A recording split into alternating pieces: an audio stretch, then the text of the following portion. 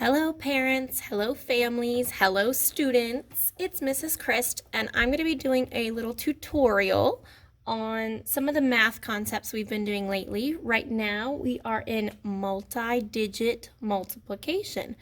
So we're doing problems where there are 3 digits at the bottom multiplied by sometimes 2 digits, 3 digits, or more. So for example, my problem might be 524 times 136. Okay, if this is the problem, when we stack it like this, we call this a standard algorithm. Basically, parents and families, this is how you and I learned how to do multiplication, okay? The normal math way. And to be honest, this is the goal for 5th grade. We want them to know how to do this correctly.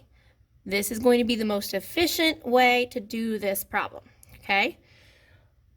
We also teach other strategies sometimes, so that way they can check their work like this, and they have other options in case this way is confusing for them. They have another option that they can fall back on. So right now, to go along with this, we are also doing something called an area model. So I'll do the area model over here so you can see what that looks like and also how it ties into the standard algorithm, okay?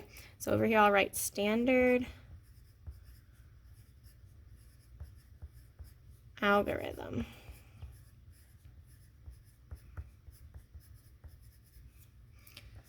Okay, so when we do multiplication with 3 digits on the bottom, we always start far out to the right as we can. So in this case, it's the ones place, 6, and we're going to multiply it by the number above it.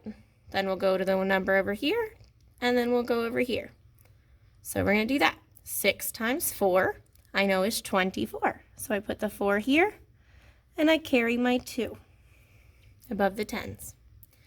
6 times 2 is 12, plus the 2 up top is 14. So I write my 14 here and carry the 1.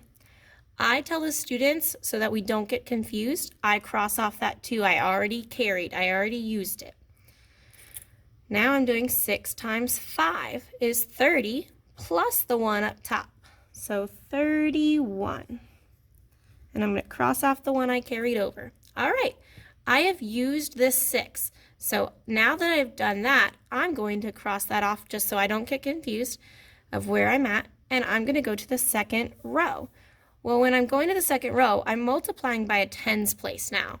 So the 3 is in the tens place. So I'm going to add a 0 here because I know it's in the tens place. 3 times 4 is 12, so put the 2 here, carry my 1 up top. 3 times 2 is 6, plus 1 more is 7. I used that 1, so I got to cross it off. And then 3 times 5 is 15. Okay. So I've used this 3. I multiplied it by the 4, the 2, and the 5, so I can cross that off as well. We're going to the hundreds place now, the third one over, so we're going to add 2 zeros because I know 100 has 2 zeros. Now we're going to go 1 times 4, 1 times 2, 1 times 5. So we're going in the same order every time. I multiplied the 6 by this number, and that number. I multiplied the 3 by this number, and that number. Now I'm multiplying the 1 by this number, that number, and this number. So let's do it. 1 times 4 is 4. 1 times 2 is 2. And 1 times 5 is 5. Now comes the easy part. All I have to do is add these all up together. 4 plus 0 is 4. 4 plus 2 plus 0 is 6. 1 plus 7 is 8, plus 4 more is 12. So I put the 2 here, I carry my 1. 1 plus 3 is 4, plus 5 is 9. Plus 2 more is 11. So I'm going to put the 1 here and carry the 1 up here. 5 plus 1 is 6, plus 1 more is 7. So my product, or my answer to the multiplication problem, is 71,264. I will say, if you write nice and neat when you are doing these rows here, it will make your adding much easier because they'll already be in columns where I can just go straight down and add them up nicely. If you're writing too small or squished together, sorry for the bell, but if you're writing too small and squished together, you're not going to be able to just add really nicely and quickly. It might get a little confusing. So be careful to write as neat as you can so it makes it easier to add it all up at the end, okay? So for my equation, 524 times 136, doing it the standard algorithm way, the normal math way, parents, I got 71,264 for my product. Now let me show you the area model and how this would look and how it connects to what we just did. So in area model, you're going to use a rectangle to model the problem. Because when we solve area, it's all about the space inside of a rectangle, for example, like the area of a room. And we're going to take the numbers 524 and 136, and we're going to kind of split it up. So 524 has 3 digits, 136 has 3 digits.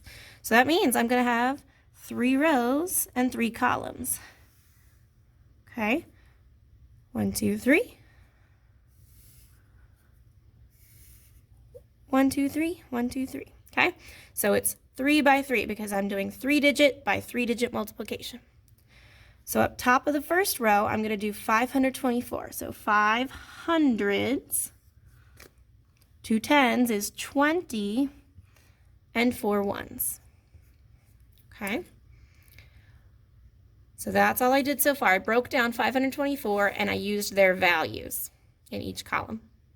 Now along the side here for the rows, you're going to take the other number, 136, to put them along here. Now, a lot of times people will do 100, 30, and 6.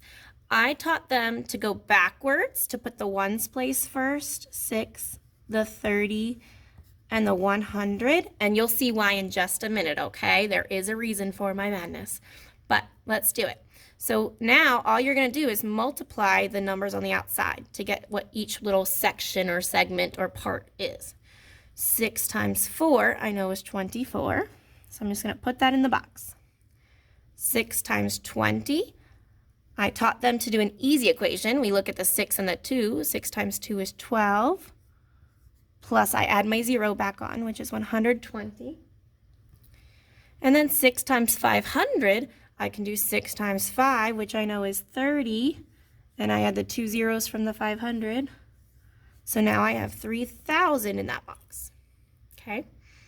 When we do solve the area model, what you're going to do is add these together to get the partial product. So 3,000 plus 120 plus 24 is going to equal 3,144.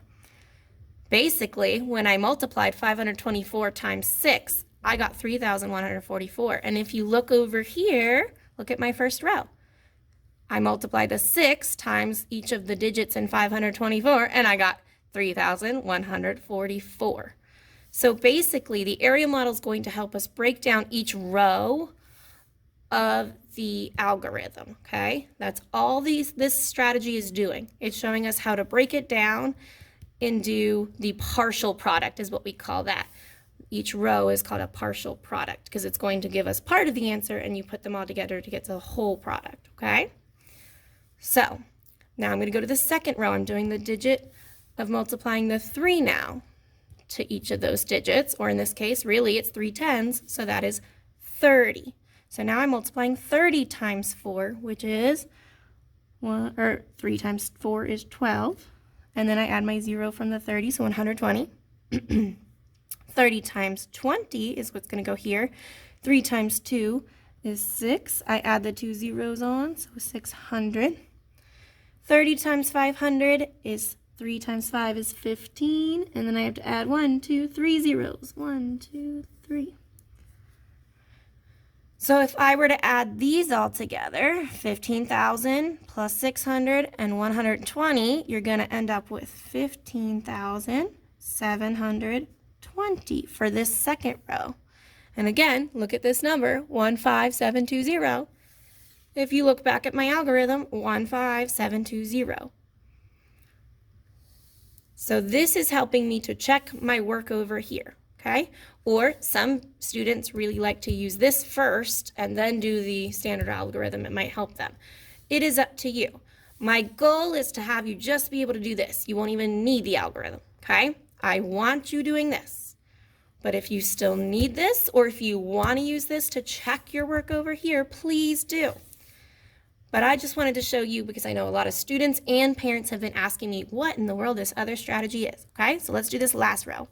We're in the 100 times each of these digits. And again, if you look back at our algorithm, this is the third row where I'm doing 1 times 4 times 2 times 5 because it's 100 really. So that's all I'm doing. 100 times 4 is going to be 400. 100 times 20, well, 1 and 2, so that's 2. 1, 2, 3 zeros. 1, 2, 3. And 100 times 500. So 1 times 5 is 5. 1, 2, 3, 4 zeros this time. So it's 50,000. So I might run out of room over here. 50,000 plus 2,000 plus 400. I'm just going to write it underneath it for you. 52,400 is the other partial product here for the hundreds place. 52400. And again, 52400. So if I were to add all these numbers up,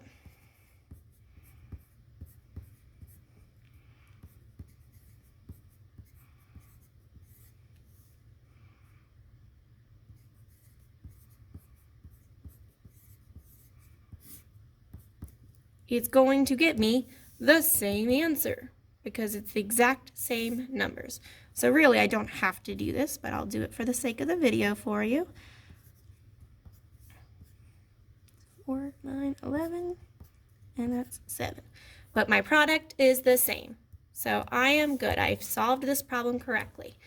Okay, so I hope this helps you to understand a little bit more about how I'm teaching them math right now. This is the standard algorithm or the normal math that we've learned. And then over here, this is called the area model that we've done. And as I've told the students in class, even during class and for homework, they don't have to do this. They only have to be able to do this. So on their homework, even if it says use the area model or write an area model or anything like that, they can skip that. They don't have to use an area model. They only have to be able to do this part. If they want to do an area model to check their work or because it's easier for them to start this way and then do that way, that's fine with me. They absolutely can. That's why I'm teaching both strategies, okay?